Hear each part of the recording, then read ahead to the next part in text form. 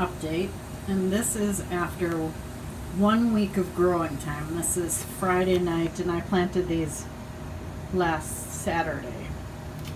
So these are the microgreens, and you can tell this mix here on that side, I think that was the kitchen sink mix, that's doing really well.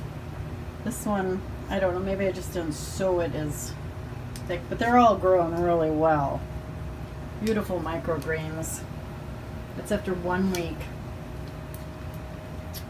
And I don't think any of them are getting their first set of leaves yet.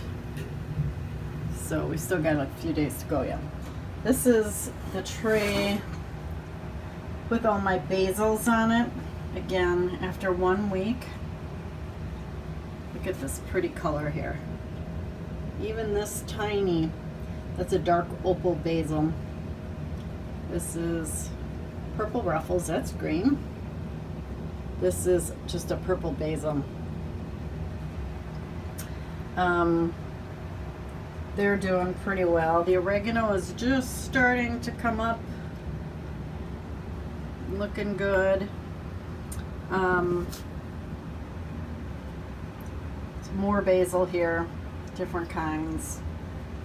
And then in the back here, the thymes. Creeping thyme, German thyme, and regular thyme. And then over here, these are the little Tiny Tim tomatoes that I did. And these are doing very well. These seeds are 2 years old, and I got 100% germination rate on these. So that was pretty good.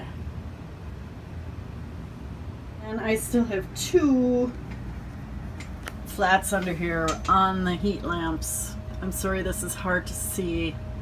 None of these have germinated yet. This one just has 4 different trays in it. It's the celery and 3 trays. Celery and the parsleys, taking a little longer. And then this is a lot of the lavender and all that stuff.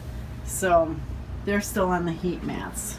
As you can see, I've got the lights pretty close to these, and these are no longer under the dome because I don't want to risk getting any fungus. So if I put, it's like 2 fingers worth of light here. And they're doing fine. It's plenty warm under these lights. Of course, these are cold crop vegetables, the lettuces, the clovers and all that stuff. They're doing fine off the heating mats. And I'm just checking these every day to make sure that they have water, that they're heavy enough with water. I do not want them to dry out.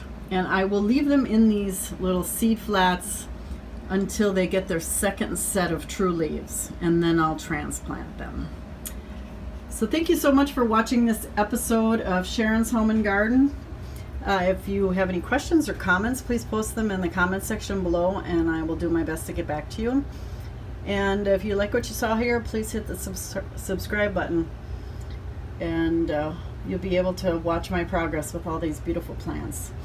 So have a great day, and happy sowing, everybody.